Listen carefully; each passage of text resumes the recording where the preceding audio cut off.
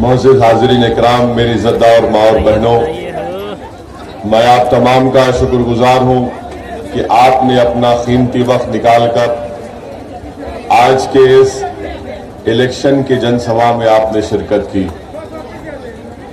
मैं आपको ये बताने आया हूँ कि 7 नवंबर के दिन जो विधानसभा के चुनाव का दिन है, हम आपसे अपील करने आए हैं कि अब की बार आप पतंग छाप के निशान पर बटन दबाकर अपने इत्तेहाद को, अपनी ताकत को और अपनी शराफ़त को कामयाब करें।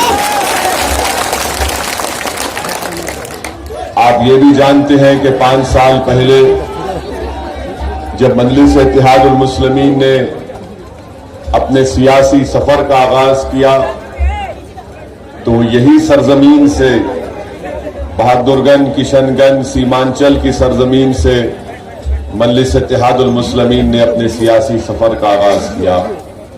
और मैंने उस वक्त भी कहा और आज भी कह रहा हूं कि हमारी यहां पर मजलिस के क़याम करने का कई मकासद है, मगर एक बुनियादी मकसद ये है कि सीमांचल की ये सरजमीन जो ना सिर्फ बिहार बल्कि हमारे भारत देश में सबसे पसमानदा और सबसे बैकवर्ड इलाका है, और इस सरजमीन पर बसने वाले हर एक शख्स को, हर एक भाई को, हमारे बहन को, हमारे नौजवानों को, उनको इंसाफ मिलना जरूरी है।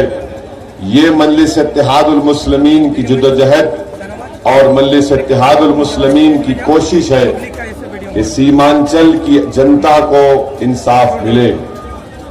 और अल्हम्दुलिल्लाह आपने देख लिया कि किशनगंज का असेंबली का इलेक्शन हुआ, बाई इलेक्शन का आज से 10 महीने पहले, तो वहां पर मजलिस इत्तेहादुल मुस्लिमीन ने उस इलेक्शन में कामयाबी हासिल की और वहां पर जनाब कमरुल हुदा साहब को किशनगंज की जनता ने अपना विधायक, अपने एमएलए बनाकर बिहार की विधानसभा में भेजा। और मैं आपके बात बताना जरूरी समझता हूं कि किशनगंज से जब कमरुल हुदा हमारे एमएलए बनकर कामयाब हुए, 10 महीने में कमरुल हुदा साहब ने किशनगंज विधानसभा में 5 करोड़ के काम मुकम्मल करवा दिए विकास के, और अभी 60 करोड़ के काम चल रहे हैं, ज़ेरे दौरान है। कमरुल हुदा साहब ने 10 महीने में करीब 60 ट्रांसफार्मर, उसका कैपेसिटी थी उसको बढ़ाकर 100 केवी और 65 केवी से ज्यादा नए ट्रांसफार्मर को लगाया, वहां पर नस्ब किया।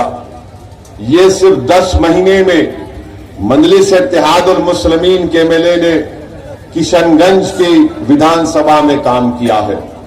और मैं आपसे वादा कर रहा हूं कि यहां से आप मजलिस इत्तेहादुल मुस्लिमीन के उम्मीदवार जनाब अंजर नईमी साहब को कामयाब करिए। तो जिस तरह किशनगंज में 10 महीने में हमने काम करके दिखाया, इंशाअल्लाह ताला यहां से मजलिस के एमएलए जीतने के बाद उसी तरीके से, बल्कि उससे अच्छा इंशाअल्लाह ताला बहादुरगंज में काम करवाया जाएगा। आपको ये बात बताना मैं जरूरी समझता हूं कि बहुत से लोग हमसे पूछते कि क्या आप सत्ता में आएंगे, क्या आपका विधायक मंत्री बनेगा। हम आपको बता रहे हैं कि हमारा मकसद जीत कर सत्ता में हासिल करना नहीं है। हमारा मकसद यह है कि जब ये गरीब जनता धूप में निकलकर 5-5, 6-6 घंटे लाइन में खड़े होकर किसी पार्टी को वोट डालती है, तो हमारा पहला मकसद यह है कि उस जनता से इंसाफ किया जाए, उस जनता के जज्बात और उनकी तकालीफ को दूर किया जाए। मेरा मकसद मिनिस्टर बनना नहीं है। मैं इंशाअल्लाह ताला अपनी जिंदगी में कभी भी इख्तिदार या वो मंत्री संतरी का मुझे शौक नहीं है। मैं गरीबों के दिलों में अपनी जगह बनाना चाहता हूं और बनाकर रखूंगा इंशाअल्लाह। हाँ, जिनको सत्ता मिली उन्होंने बहादुरगंज के लिए क्या किया हमको बताओ। 25 साल से बहादुरगंज की जनता ने कांग्रेस को वोट दिया। 2000 से यहां से कांग्रेस का विधायक एमएलए जीत कर आ रहा है। अब उनको जवाब देना है बहादुरगंज की जनता को कि तुमने बहादुरगंज के इन गरीबों के लिए, इन जनता के लिए इस कॉन्स्टिट्यूंसी में विकास का क्या काम किया। मैं तौसीफ साहब का नाम लेकर उनसे पूछना चाहता हूं कि 5 तारीख से पहले, 5 नवंबर से पहले जनाब तौसीफ साहब 20 साल से आपके पार्टी का एमएलए जीत रहा है। तुम 20 जो काम करे वो बहादुरगंज की जनता को दिखा दो। तुम जो 20 काम जो तुमने किए वो बताओ उनको। तुमने कुछ नहीं किया और ये कहते हैं सत्ता में ओवैसी आएगा क्या। ऐ जालिमों, याद रखो, तुम इख्तिदार और सत्ता की बात करते हो। अगर तुमको लगता है कि सत्ता में आने से कुछ फायदा होगा तो यकीनन हम उस बारे में सोचेंगे, मगर एक बात याद रखो, ओवैसी की गरीबी में शाही है, तुम मेरी शाही का मुकाबला नहीं कर सकोगे। हां, तुम सत्ता में रहे, बताओ आरजेडी के साथ तुम सत्ता में रहे, तुमने क्या किया बहादुरगंज के लिए। क्या तुम सत्ता में नहीं थे? क्या तुमने 5 साल पहले नीतीश कुमार, आरजेडी और कांग्रेस ने मिलकर गठबंधन बनाया और मुझ पर इल्जाम लगाया कि ओवैसी वोट कटवा है। मैं तुमसे पूछना चाह रहा हूं, क्या तुमने 2 साल तक नीतीश कुमार और आरजेडी साथ नहीं थे? तो बताओ तुमने उसमें क्या क्या काम किया बहादुरगंज के लिए। तुम्हारे पास दिखाने को कुछ नहीं है, सिर्फ डराना चाहते हैं बहादुरगंज की जनता को कि ओवैसी आएगा तो फुला हो जाएगा। बीजेपी का डर दिखाना चाहते हैं। हां, मैं बहादुरगंज की जनता के दरमियान में खड़े होकर कह रहा हूं कि मजलिस इत्तेहादुल मुस्लिमीन का एक एक रुकन सिर्फ अल्लाह से डरता है और उनके दिलों में गरीबों से एक मोहब्बत और दर्द का जज्बा है। इसके सिवा ना हम कांग्रेस के राहुल से, ना बीजेपी के मोदी से, ना बिहार के मुख्यमंत्री नीतीश से, ना आरजेडी के लालू से या उनके परिवार से, हम किसी से नहीं डरते, ना कभी डरेंगे इंशाअल्लाह। एक किशनगंज का एमएलए जीत कर गया, खमरुल हुदा जीत कर गया, तो 10 महीने में 5 करोड़ के विकास के काम करवा दिए। 60 करोड़ के काम चल रहे हैं। अरे इसको ताकत बोलते हैं, इसको ताकत का इस्तेमाल करने का तरीका बोलते हैं। तुम 20 साल से बहादुरगंज के जनता ने आपको विधायक बनाया, एमएलए बनाया। आपने क्या किया? 20 काम दिखाओ।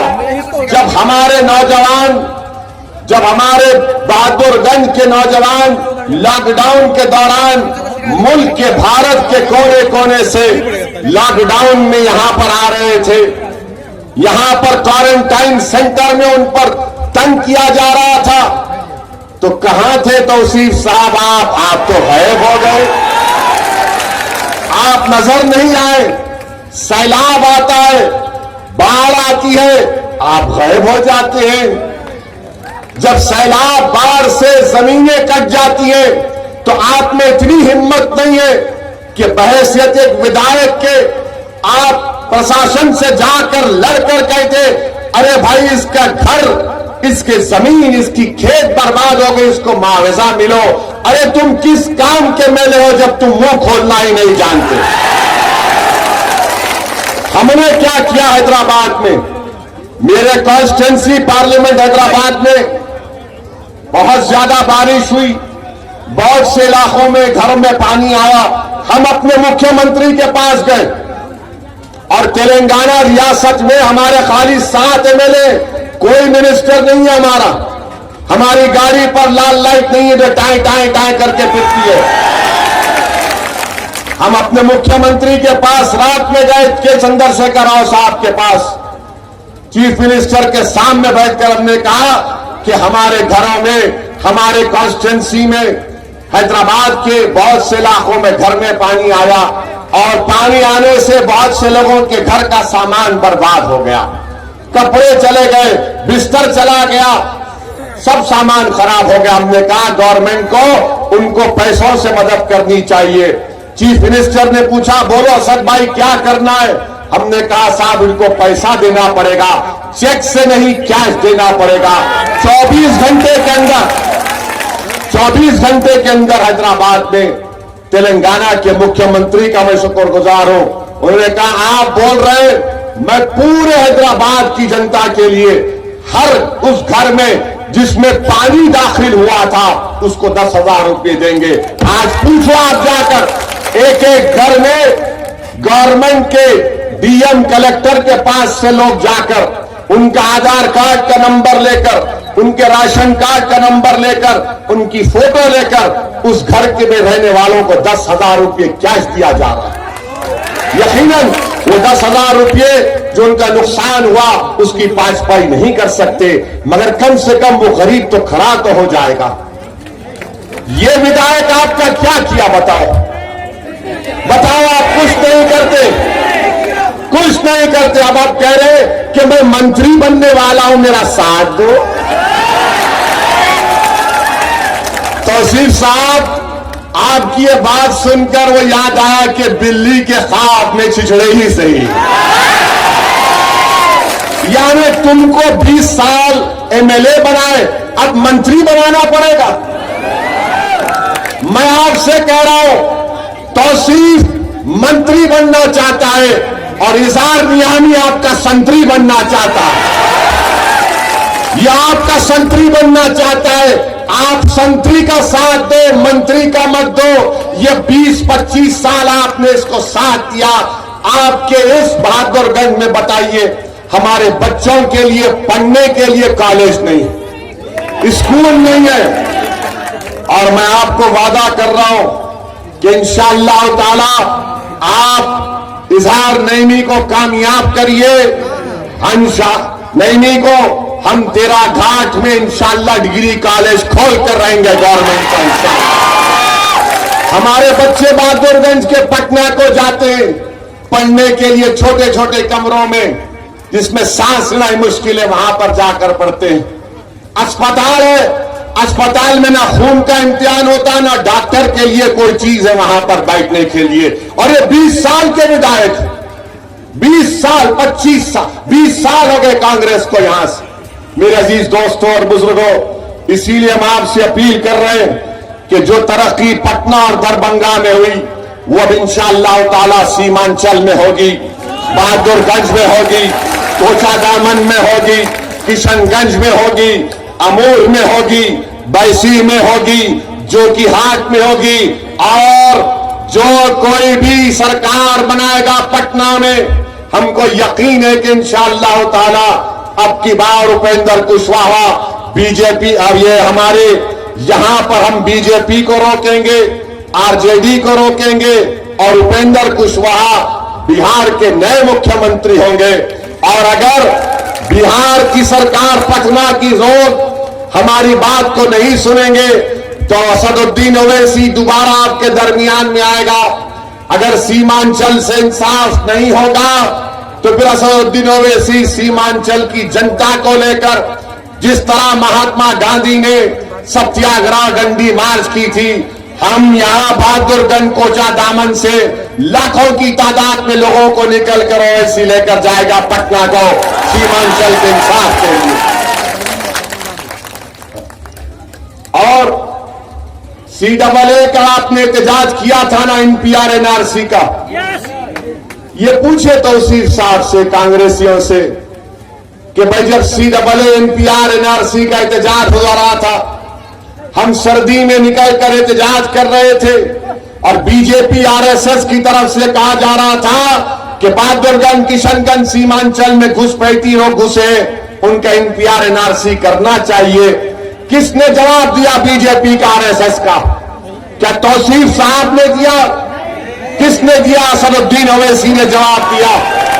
और हमने क्या कहा कि सीमांचल की सरजमीन पर बसने वाले, चाहे मुसलमान हो, हमारे हिंदू भाई हो, दलित भाई हो, आदिवासी हो, इसमें कोई भी घुसपैठी नहीं है। ये भारत के बाइज्जत शहरी है और ये बीजेपी आरएसएस सिर्फ डराने की सियासत कर रही है। इसीलिए मजलिस ने इनके खिलाफ बयान दिया। कोई कांग्रेसी मुंह नहीं खोलता। आज हमारे पास एक जर्नलिस्ट आए थे, एक पत्रकार आए थे, आकर पूछा कि ओवैसी साहब, आपने एनपीआर एनआरसी को क्यों बोला? क्या इससे बीजेपी को फायदा नहीं होगा? हमने कहा भाई साहब, ऐसा लगता है कि अगर कोई 50 साल का हो गया, शादी नहीं करा, तो ओवैसी जिम्मेदार है। अगर किसी के घर में बैल या भैंस दूध नहीं दी तो हम जिम्मेदार। किसी के घर में मुर्गा पुकारा नहीं सुबह तहज्जुद में, या मुर्गी ने अंडा नहीं दिया तो हम जिम्मेदार। नीतीश कुमार, कांग्रेस, लालू ने मिलकर वोट लिया और धोखा देकर चले गए। नीतीश कुमार बीजेपी के गोद में बैठकर मोदी के हाथ से दूध पी रहे, हम जिम्मेदार? सब हम जिम्मेदार है क्या? तो बोले भला बोलो, एक बात बताओ पत्रकार वालों, ये एनपीआर एनआरसी में जो हमने एहतजाज किया, किस लिए किया? हमने इसलिए किया कि हमारी जिंदगी का मामला था, हमारे लिए जिंदगी और मौत का मामला है। और सुन लो बीजेपी आरएसएस वालों, जब इंशाअल्लाह ताला हमारे देश में, भारत में कोरोना खत्म हो जाएगा, अल्लाह के फजलो करम से वैक्सीन निकलेगा, जब हालात मामूल पर आएंगे, तो सुनो मोहन भागवत और नरेंद्र मोदी, हम दोबारा एहतजाज करेंगे इंशाअल्लाह ताला। ये चंद बातें हम आपको बताने आए थे और आपसे फिर से गुजारिश कर रहे हैं कि आप मजलिस इत्तेहादुल मुस्लिमीन के उम्मीदवार को कामयाब करिए, बेखौफ होकर मजलिस को वोट डालिए। किशनगंज की कामयाबी यकीनन आप तमाम को इत्मीनान और एक एतमाद देता है कि मजलिस इलेक्शन जीत रही है। और हमको पूरा यकीन है कि पटना में जब नई सरकार बनेगी तो बगैर मजलिस इत्तेहादुल मुस्लिमीन के ताईद के नहीं बन सकती इंशाअल्लाह ताला। हमारा मकसद एक ही है कि सीमांचल से इंसाफ हो, सीमांचल की गरीब जनता को एक उम्मीद की किरण मजलिस इत्तेहादुल मुस्लिमीन में नजर आती है। मैं हमारे बुजुर्गों से, हमारी मां और बहनों से, हमारे गय्यूर नौजवानों से, यहाँ के तमाम मुखियाओं से, आप सबसे दरमंदाना अपील कर रहा हूं कि वोट का इस्तेमाल करिए, अपनी पार्टी को कामयाब करिए। शुक्रिया, सलाम अलैकुम। सीमांचल जिंदाबाद, सीमांचल जिंदाबाद, सीमांचल जिंदाबाद।